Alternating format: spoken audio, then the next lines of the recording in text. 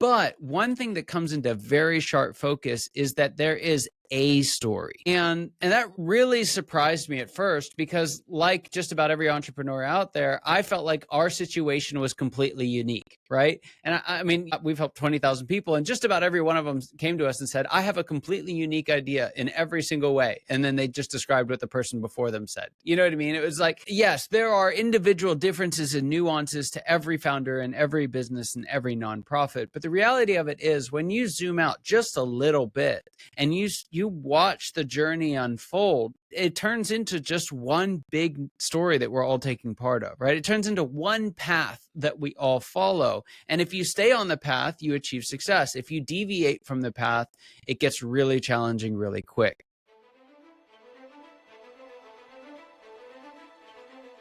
Welcome to the King Dems Podcast, where we share the stories of extraordinary people and dissect hot, relevant topics that shape our world.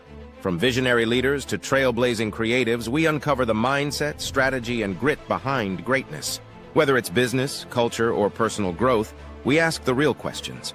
This isn't just conversation, it's transformation. The King Dems Podcast. Your next breakthrough starts here.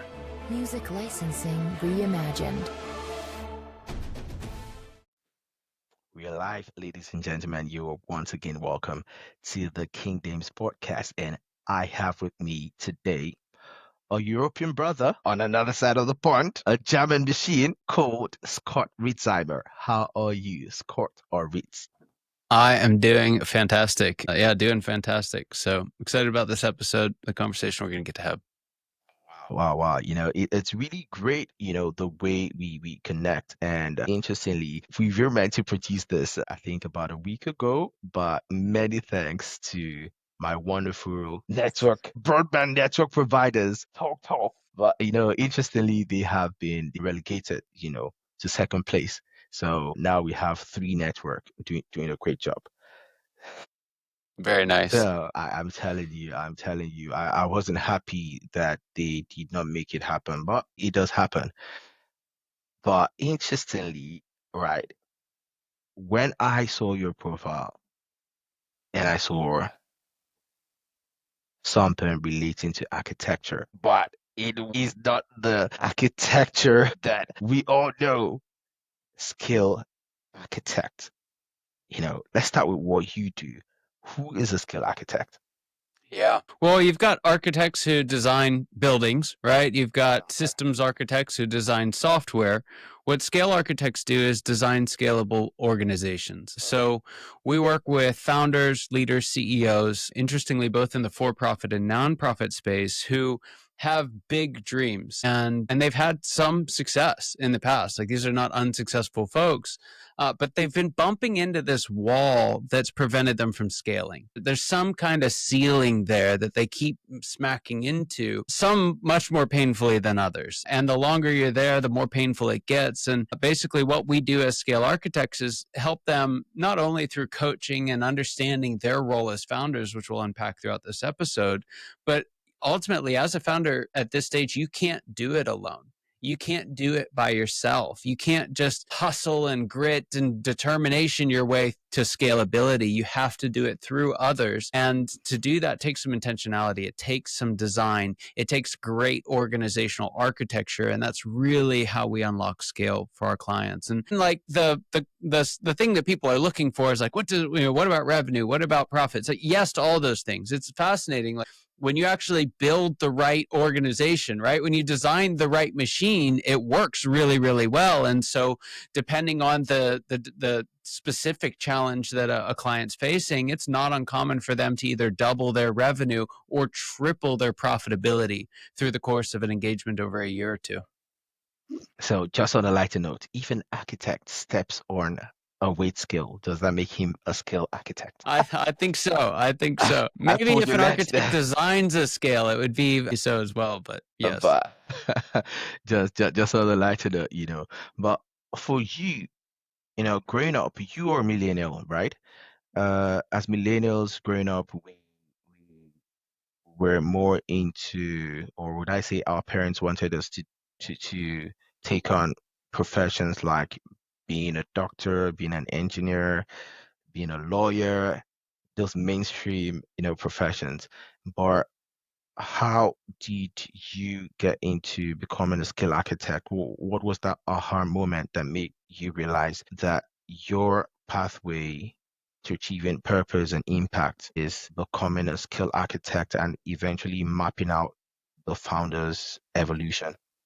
Yeah.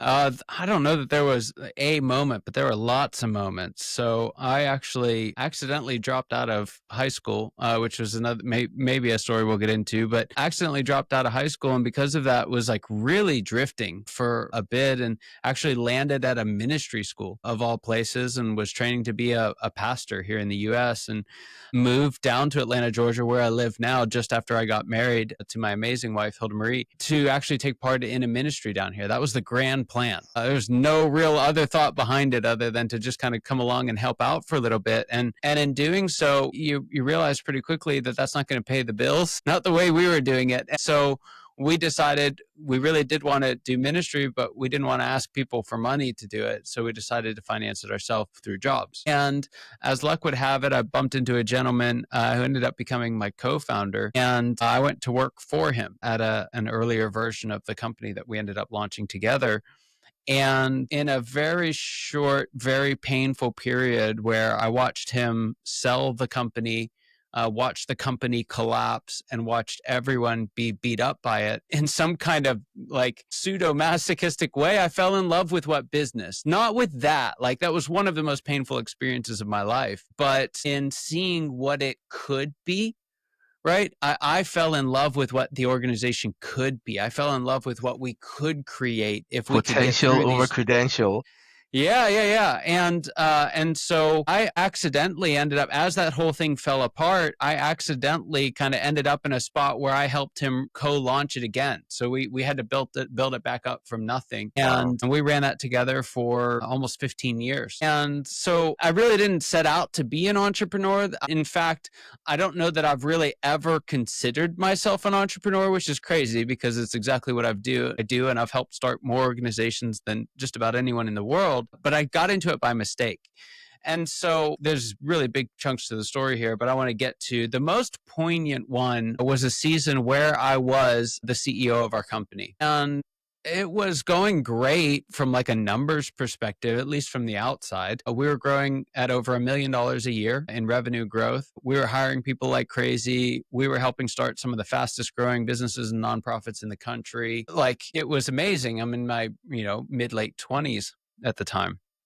Kind of everything you would hope to ask for, right? Multi-million-dollar business, the whole 9 yards. And, I felt like I was dying inside, quite honestly. Like it felt like all that stuff was going on. And so if you talk to anyone, like there's no room to complain because they're like, why are you complaining? You have everything going for you, right? So there was no real like connection that I could make with others around some of the real challenges I was facing. I couldn't do it with my team because they were a big part of the problem, right? I couldn't do it outside because folks just didn't really get it.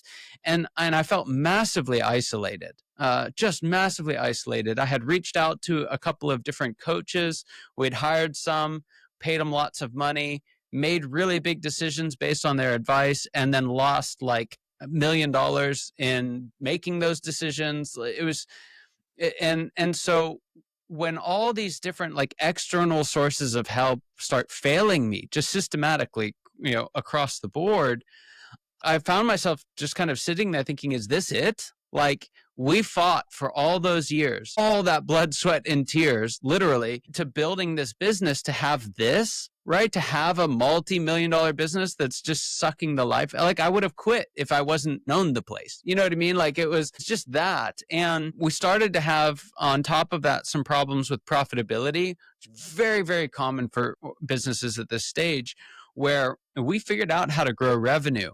But every year, despite growing by over $1 million a year in revenue, we were keeping less and less of that revenue every year. And so our profit margins went from the high 20% to the low 20% to the teens. And at its worst, it was all the way down to 7% in a year with no real good reason for why that was other than my leadership. And when you try and turn something like that around, right? It wasn't like it dropped from 28 to 21 and we're like, oh, that's fine. It would drop from 28 to 21. We're like, that's a problem. We have to fix it. We had a plan to fix it. We tried to execute that plan to fix it. And the next year, instead of going back up, it went down again. Like that, whether you want it to or not, that says something about your leadership, right? And so like all of this is swirling together, and where I used to think like, hey, we could take hell with a water pistol, like we could do anything that we wanted. Now I was wondering if we would be here in 3 years. And when you have all those different challenges happening at all the same time, let me tell you, there's nothing you can Google to get out. Right. Like there's nothing like, what do you do with that? I had tried the coaches, I had tried counselors, I had tried all of these things and they weren't working. And it was about that time that I came across someone actually from your neck of the woods, from where you just told me I need to go travel, but from Northern Ireland. His name's Les McEwen, and he's now a dear friend of mine. You see, you have to go there. You have to go there. This is the Giant Causeway. The Giant Causeway, yes, Belfast. I have to go there. It's a great place. So anyway, Les has this book. It's called Predictable Success. It's phenomenal. Anyone listening should just stop this and check it out because it really is phenomenal. I call Les the Morpheus of the business world because it's like once you read his work, it's like you see the code of the matrix on how businesses succeed and fail. What's the title of the book? It's called Predictable Success.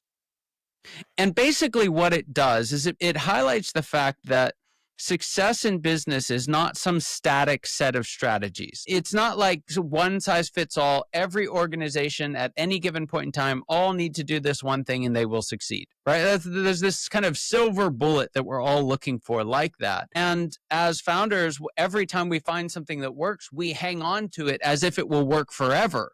And the point of his book is it won't, right? Marshall Goldsmith wrote the book, What Got You Here Won't Get You There. And what Les put together is a very, very specific set of here are the things that will bring you success in each stage of the journey as a business, as a nonprofit, as an organization. And in that book, I actually heard it on a podcast. That's why I love doing podcasts like this, because one actually totally changed my life. I'm sitting in my truck, driving to work, listening to this guy with a funny Irish accent. And I think it was the accent that kept me long enough because the idea of business life cycles stages would have bored me to tears at the time. But I hung in there. And he goes through a couple stages and was like, yeah, I remember that. Like, I remember when, one's early struggle and we were working in the basement and someone took out our entire phone network with their toes once, like I remember the craziness of those early days. And then he starts talking about this second stage called fun. And yes, like we had a ton of fun. We grew the thing like crazy. We figured out the recipe. It was just an amazing run. And at this point, I start wondering, like, when's he going to get to the stage I'm in? What stage am I in? And he hits me square between the eyes with the next one in this stage called whitewater. And he starts describing the pain that you feel in whitewater.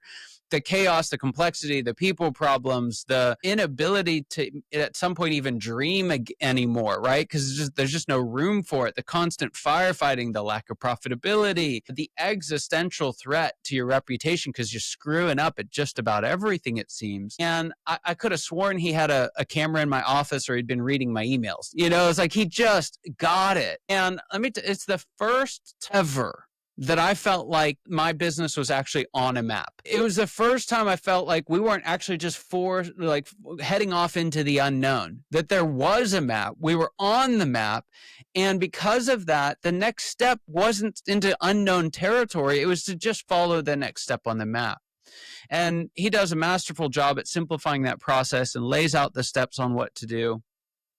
And we went through that process, and like many of our clients today, we tripled our bottom line in 13 months. Wow. And it was at that point, and this is the exceptionally long answer to your very short question, this was really the most defining moment in terms of my pursuit of becoming a scale architect, was when I realized the power of what it could be. I realized what the actual nature of that problem was, how to overcome the complexity at this stage. And I thought to myself, if I could help other founders to avoid this pain or get out of this stage, I would die a happy man. And that's really what started the journey of not only becoming a scale architect, but launching the company and training other scale architects and deploying them around the country, internationally now as well, was I don't want people to get stuck where I was stuck. I don't want them to feel the loneliness that I felt. I don't want them to feel the discouragement and the disillusionment that I felt. And while there's a necessary stage there that must be passed through, there's no necessity in getting stuck there. And so that's ultimately what drove me to do it. And I've had a blast doing it. We've helped some really, really remarkable people do really remarkable things. It actually feels surreal when you are able to get a resource to consult, especially in business, and that resource feels like a scan of your actual challenges in the business that you run. It's always a good thing. And like you said earlier about consulting like different coaches, different consultants, I did have my own fair share of our experience with the big four accounting firms auditing different organizations. And for me, I always try to apply myself to understand the business environments, the business ecosystems of these various clients that we served.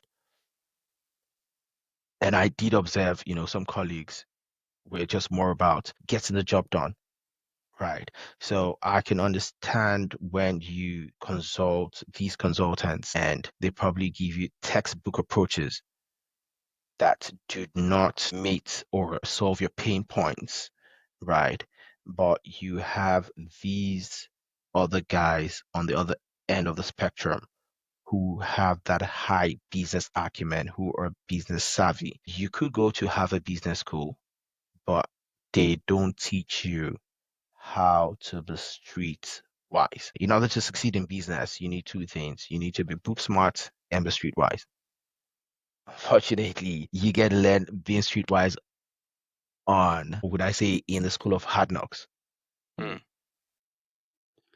I think so. There's no replacement for experience. And the really cool kind of redeeming thing about all of this is that later in your career, you realize the reason for those experiences. It's real hard to see in the moment. Yeah, real hard. It doesn't ever make sense in the moment. No, but the return on those lessons will serve you indefinitely as long as you learn the right ones. Right. So here's the big problem, because you can be street smart, you can be book smart, you can hire a great consultant. But if you don't understand which challenge you need to be focusing on right now, you can get the right answers to the wrong questions. Exactly. And that's actually the biggest problem that I see when folks hire coaches and consultants. It's certainly the one that I did, is we don't know how to actually find the right question to ask for help with in the first place. Exactly. Right? So here's an example for folks to just kind of illustrate this. Let's say we've got a problem with profitability, and we go out and say, hey, we need help with our profitability. And they come back and say, okay, the best companies in the world have processes for how they bring in clients, how they serve the clients, and how they do. You need processes. And so they come up with this brilliant world-class playbook of processes that you need to use. The problem is you haven't sold anything yet, right? So like if you haven't sold anything, then there's no processes to run them through. Like that might be great to have, but it doesn't solve your profit problem, because your profit problem is you've not sold enough yet. And so you can have the exact same problem, a problem with profitability, that a much larger organization would have, right? Like we did in Whitewater, but the solution to that problem is fundamentally different. In the early stage, right, if you're having a problem with it, it's generally because you don't have enough revenue to support yourself, right? You don't have the same you don't have a ruthless focus on cash flow, and you're not managing it properly. That's it. That's all. It's not processes. It's not leadership. It's not optimizations. It's that you got to go sell more, and then you got to be careful with your cash. That's all it is. And so if you are a consultant and you feel like you need to make it fancier than that so that you can charge your premium fees, you're doing a disservice to the person who's asking the question. Now, on the flip side of this, so that we don't just think that everything's a revenue problem, whenever we were having our profitability problem at my company, we had tons of revenue. We could get more revenue. We just couldn't keep it. And so the problem there was that we didn't have the right systems and processes. So if we had gone like we did to someone to say, hey, we're having trouble with our revenue. We need to bring in new people, new profitable customers, and they teach us how to increase our sales. It's not going to solve, it solves the problem that we're not having, right? And so the biggest thing that just about everyone misses, unless they just happen to get it by chance, broken clock is right twice a day, right? The biggest problem that we have is, as coaches and consultants, we don't help our clients to figure out which question they should be asking us in the first place. That's quite, spot on. And I think pretty much in the Big Four, they used to tell us, ensure to ask probing questions. Ensure to ask open-ended questions, because asking your clients probing questions typically would make them talk about pain points that they never realized are challenges. And the onus is on you as a consultant, right? As a seasoned consultant, to read in between the lines and also observe, the body language, observe the pulse within the business ecosystem. So some consultants get it wrong in that regard. And something I would like for us to touch on is financial ratios. A lot of businesses do not monitor their relevant financial ratios. Interestingly, I'm starting up my company here in the UK. It's a company that will be offering fractional CFO services. We want to start helping startups and SMEs to get their businesses right, give them that strategic focus that they're unable to afford. A lot of small businesses cannot afford, high-level experts that have that high-level business acumen. That is also a gap, right? But working with a fractional CFO is a very, very efficient way of getting the same level of expertise that, the big organizations have access to. So I think that is, something I would like to chip in. But let's talk about ratios. A lot of organizations make the mistake of messing up with their liquidity ratios. And that comes by way of the wrong credit control measures, the wrong credit control policies, right? Your liquidity is different from your solvency. Your liquidity is your ability to meet up with financial obligations in the short run, and your solvency is the ability to meet up with the obligations in the long run. But some organizations focus more on the solvency than on the liquidity. And if your liquidity is failing, you'll be having problems in the short run, right? And of course, your working capital will be distorted. We look at this from a stage perspective. There are certain stages where that distinction is much more meaningful, right? Particularly in the very first stage, which we call early struggle, and in the third stage, which we call whitewater. So early on, you see a lot of folks, particularly early in their journey as an entrepreneur or as a founder, they're very, very optimistic about what their business is, right? You ask them what their business is right now, and they tell you what it will be later, right? That they are not just financially, but strategically and philosophically thinking about their business in terms of solvency. And because of that, they actually miss that the primary problem in that first stage is liquidity. Perspective, right? You're just on borrowed time. You have to manage cash ruthlessly early on inside of an organization. You just don't have any other choice, but it's painful. It's really painful. It's actually not necessarily painful in the dollars and numbers. It's painful in the emotions that those dollars and numbers make you feel. And so one of the biggest reasons why so many startups fail is because they aren't willing to pay the emotional toll to wrestle the cash dragon to the ground, right? And so it looks like, and it shows up in really strange ways. So a very book smart, we'll put it that way, founder will have cash flow projections. And you look at those and they're like, man, you look like you're in great shape, but they're not real. They're like, this is what I want to make in each of these months. A cash flow projection is not what you want to make in future months. It's what you are Projected versus actual. contracted to make. Yeah. And so we look at it and we start making decisions like it's going to be okay. And the reality of it is you can't bank on that, right? You have to look at your cash flow in terms of what cash am I actually at least contractually obligated to get. And then from there, depending on the industry that you're in, you may not even be able to rely on that. So you have to have a ruthless focus on cash.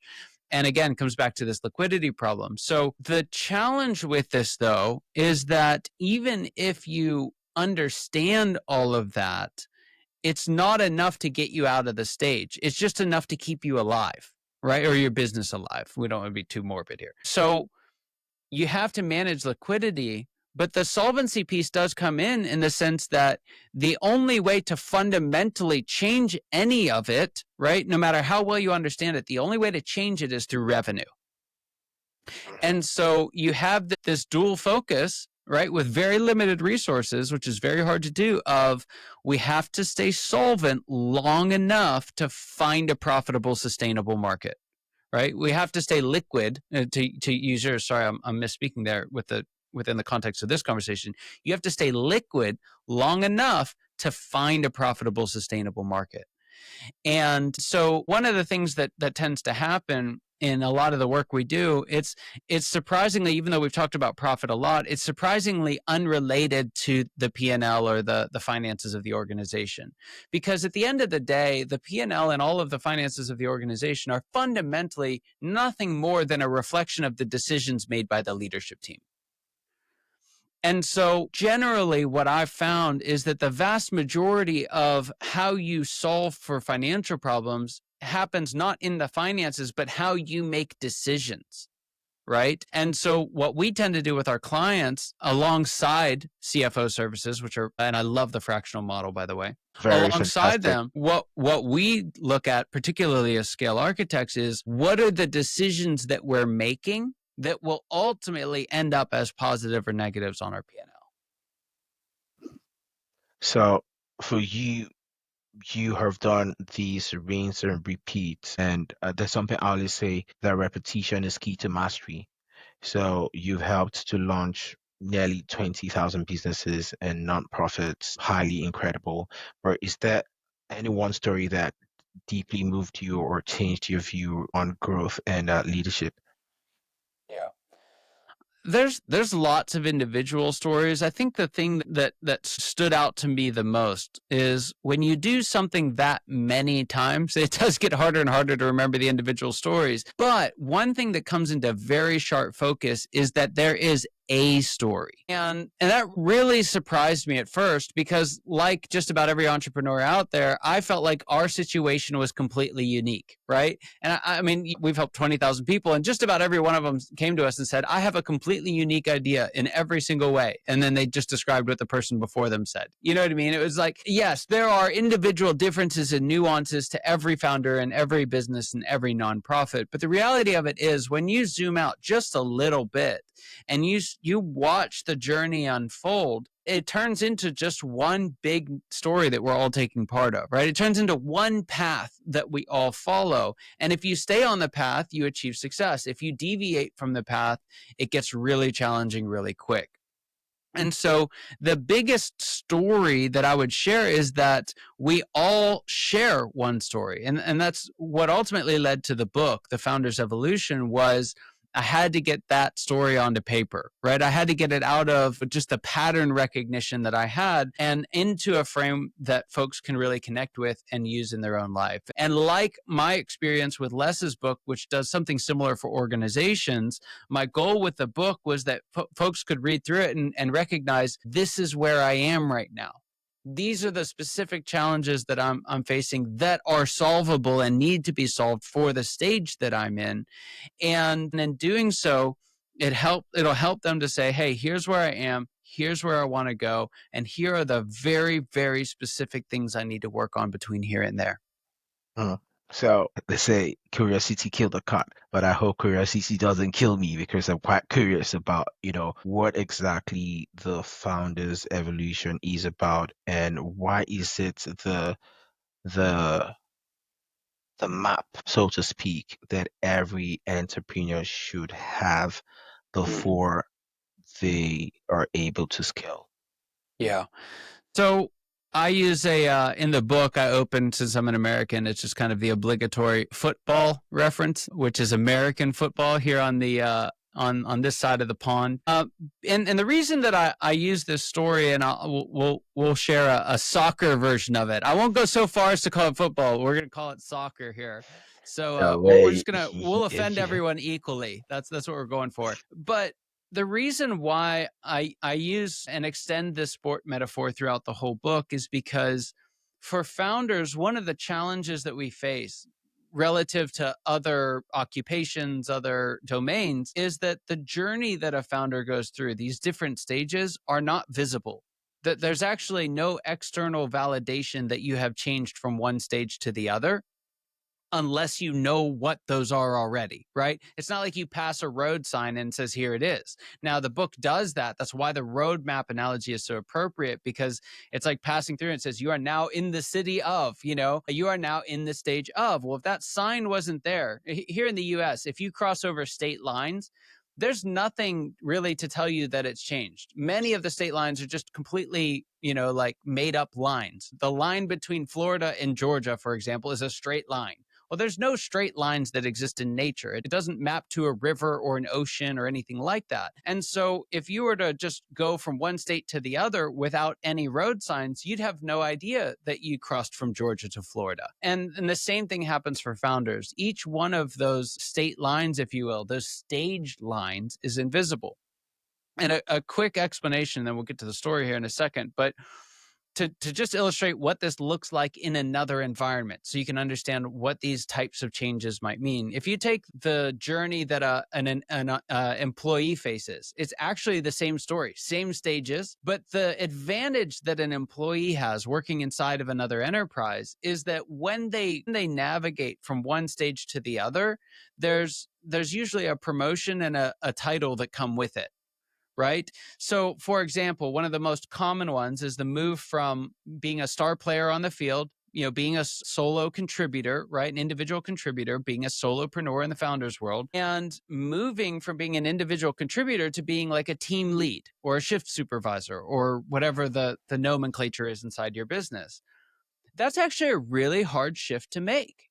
If you go from just being responsible for you and you realize you can control you and you take control of you, you can crush it as an individual contributor. But being in control of you is a necessary prerequisite for being a great team leader, but it's not enough to be a great team leader. Because if you just take control of yourself, but you don't know how to inspire that same control in others, you're going to fall flat. You're not going to succeed as a team leader. Doesn't matter how skilled an individual contributor you are, it's not enough. And so there are coaches, there are books, there are podcasts. There's this whole industry that's dedicated to helping employees to become better managers and better leaders, right? Tons and tons of resource. And it's all validated by the fact that they have changed positions, right? And so it makes sense that they would have to embrace a new skill set, that they need to bring in some new help, that they'd have to learn something new. But my question for you and everyone listening is, what is that line for a founder? At what point does a founder have to move from being a star player to being a manager?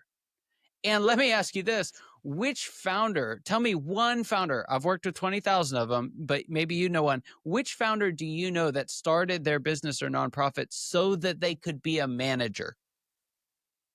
No way. None, right? Not a single one. Because let's be frank, there are way easier ways of becoming a manager, right? Than going and starting your own enterprise.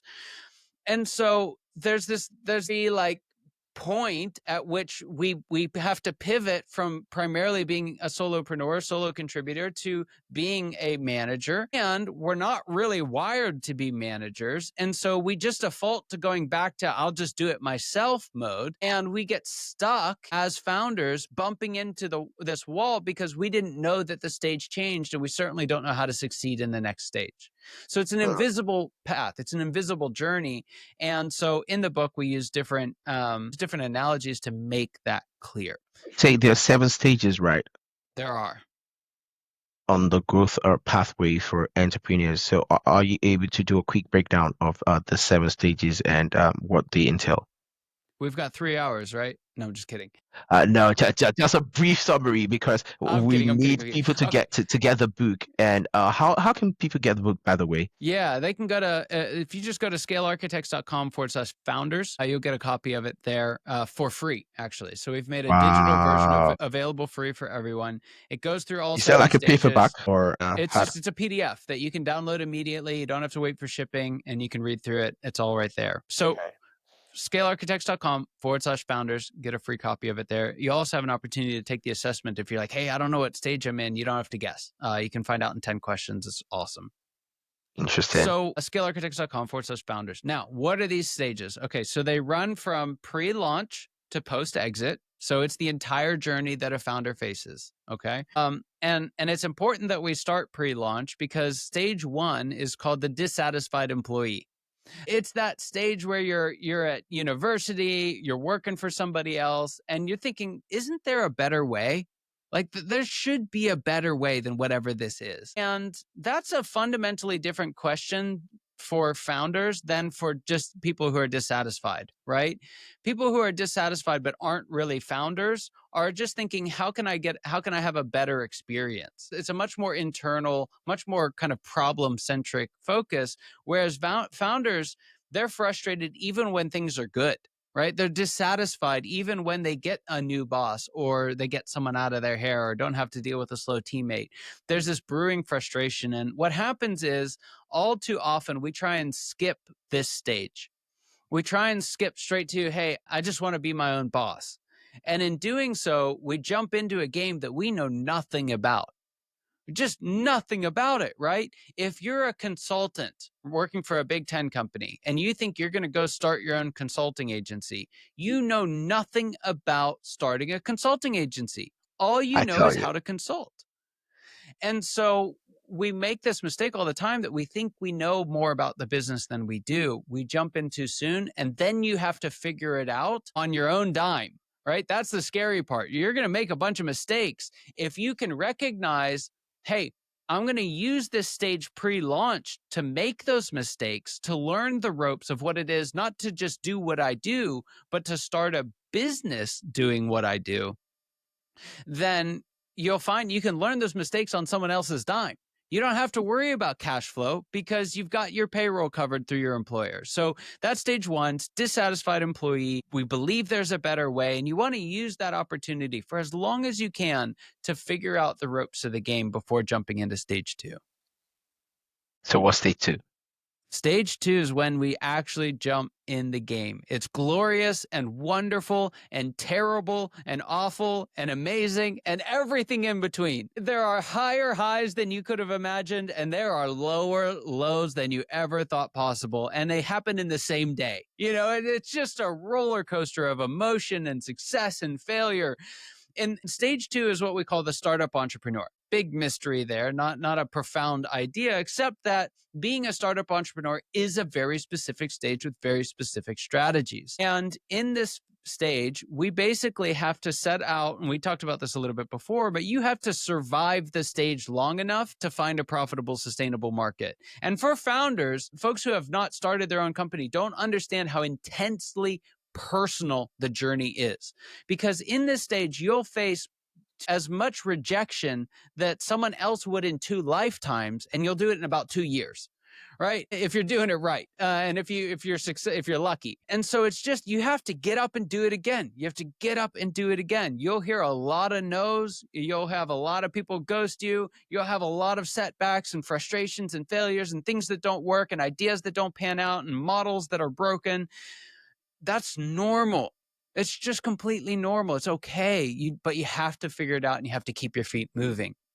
And so unfortunately, the defining question of the stage is like, what have I gotten myself into? But if you keep yourself centered, you keep a focus, ruthless focus on what we talked about earlier, preserving cash, and finding your profitable, sustainable market, AKA sales, right? Marketing and sales. You have to market, you have to sell, you have to get your name out there, you have to bring clients in, you have to attract the right clients. And for the folks who figure that out, who crack the code, even in a small way, one of the things that happens is you find yourself outselling what you can actually do yourself. And so you realize it too late and you don't have a whole lot of time. So you just go out and hire whatever warm body you can find, right? We hire by pulse and proximity. So we're looking for the closest person who's still breathing. And we're like, hey, come and work for me. That's about the extent of our hiring. And it's fun. They're usually folks that we know and are related to us in some way, shape, or form, friends or otherwise. And we bring them in. We hand off a couple of things to them, right? And then we go out and we sell again. And we wake up after this has gone on for a little while. It's usually on a Monday morning where you've worked all weekend to clean up a mistake that one of them made, right? And so you start the week behind because you were supposed to work the weekend anyway, but you were supposed to do it on some new proposals you wanted to get out the door to some of your big prospects. So instead of doing proposals, you're solving someone else's problem. You wake up just exhausted on Monday morning and you're thinking to yourself, what's wrong with these people? What is wrong with these people? They don't think like me. They don't solve problems like I do. They don't take ownership like I do. They don't work the hours that I do. They don't show up with the same intentions that I do. That's just, what's wrong with these people? And unfortunately, there's two answers to that question, and they're both your fault. Right? So the first one is you've probably hired some of the wrong people. So it's not what's wrong with them. It's that they're the wrong people for your role. And that means something specific. We talk about it in the book. People can read that. So the first thing is you have to solve for hiring the right type of people. And again, that means something very specific. They're called operators as a hint. The other part of it is they aren't going to be like you. Because if they were, at this point, they might as well just be your competitor, right? If they're going to take all the risks that you take, then they might as well get all the rewards that you're going to get. So the folks who are going to come work with us are just definitionally not exactly like us. They have different needs, they have different skills, and that's exactly why you need them. And so the second part of the problem here, once we've solved for hiring the right type of people, is that you have to learn to manage them the right way. Unfortunately, the name of this stage is the reluctant manager, because we're used to having the wrong people and then trying to figure out how to manage them. And even if we manage them the right way, because they're the wrong people, it doesn't work. And we get frustrated and we start spinning our wheels. So reluctant manager stage is principally about how do you find the right type of people to get them on your team, and what are the few skills that you need to manage them well. That's it. That's all that it takes at this stage. There are so many other questions I get asked at this stage, and none of them matter anywhere near as much as, do you have the right people on your team, and are you giving them the right minimal structures that they need to succeed? And so that's the real problem in stage 3, and nobody's asking that. Nobody even knows to ask that. And a lot of folks get stuck in that stage because of it, and they fail to ever reach stage 4. So what is stage 4? All right, stage 4.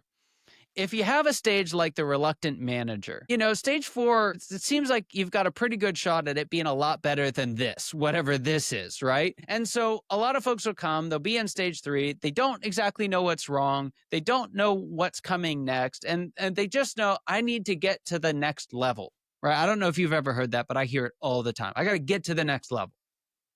And they're basically saying, they're saying two things. They don't realize it. Either they want to get to doing more of what they do already, and they just want to do it better, right? That's actually most of the time. Some people genuinely want to get to the next level, but they don't know what the next level is because they probably wouldn't want it if they did. Unfortunately, level 4, stage 4, is the disillusioned leader. So we have to unpack this for a second, and I'll tell a story that's particularly meaningful, made up story, but for why this disillusionment happens. So here's my soccer analogy that you've so far skillfully avoided. So imagine that it's Champions League, right? It's the final round. We're tied 3-3, going through stoppage time. Stoppage time ends, is going to Liverpool versus AC Milan. There you go. We're going down to penalty kicks.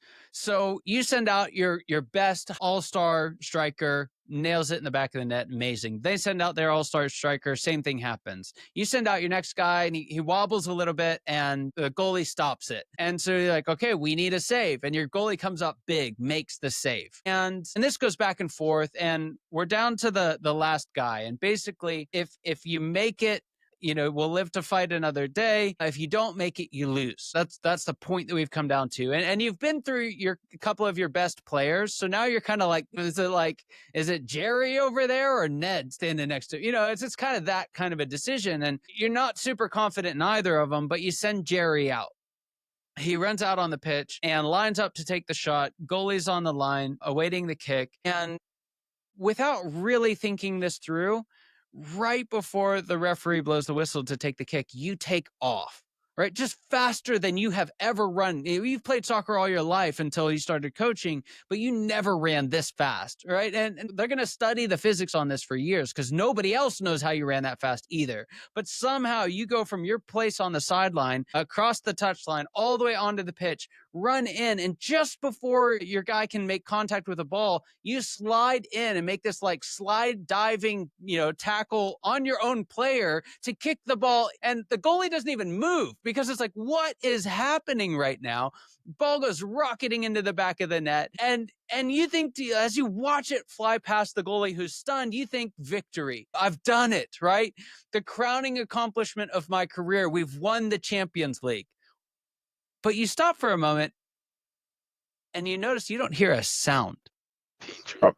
It's crickets, right? You could hear a pin drop. 100,000 people in the stands and not a single noise.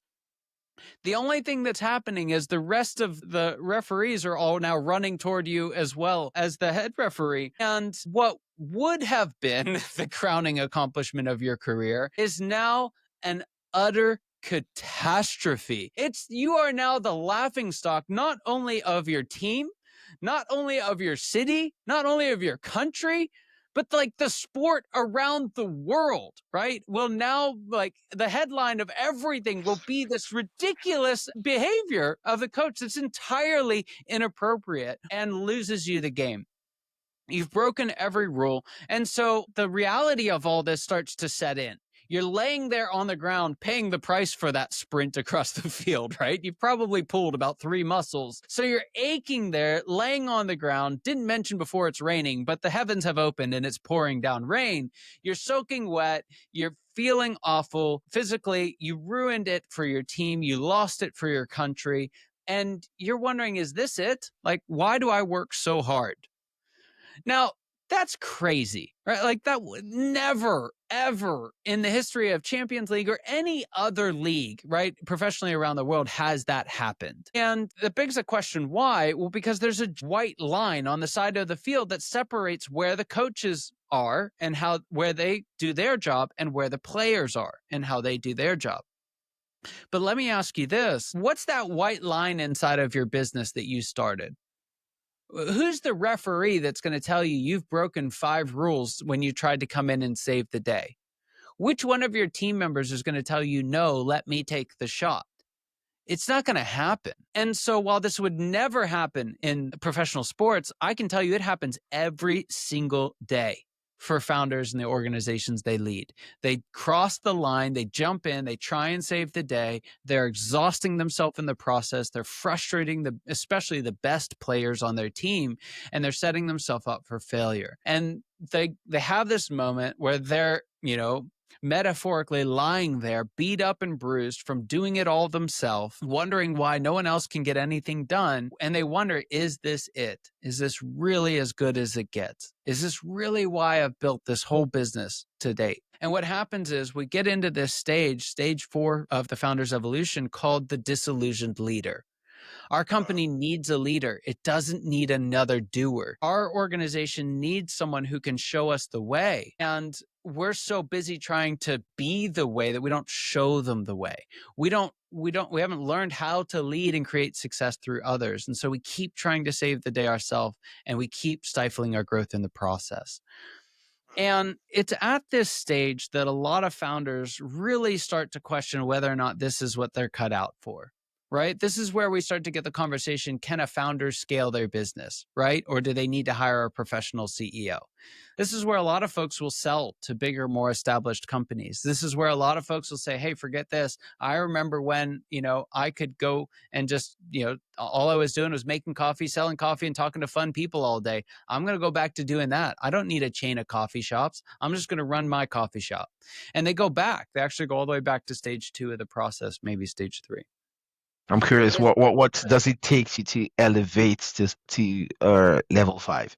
That's exactly right. And so what do we have to do? It's because they don't understand what it takes. And what it takes is very, very simple. You have to go from being the guy who makes the decisions, from being the magical decision maker, to building a decision-making team. You have to go to move from founder to CEO, Chief Executive Officer. Now, to do that, if you're going to be the chief executive, what does that require? Other executives, right? And so you have to level up your team. Sometimes you'll have folks on the team who can become executives. Many times there are several who can't. And so through a combination of coaching, training, and elevating your existing team members and going out and bringing in some executives from the outside world, you can step out of that founder role to becoming CEO. And that's what stage 5 is. It's the chief executive. And it's terrifying for a lot of folks before they've been there. But I can tell you, just about every visionary who's made it to stage 5 will tell you it's one of the most remarkable transformations they've ever made. It's so rewarding. It's so fun. It's so, any moniker you can give it, like it's just that good. And just to quickly go through these last couple here and then move on. When you get to stage 5, you can then start to set your sights for how you're going to exit. What does succession planning look like? What does exit look like? And you can take your time at this stage because stage 5 is a great place to be.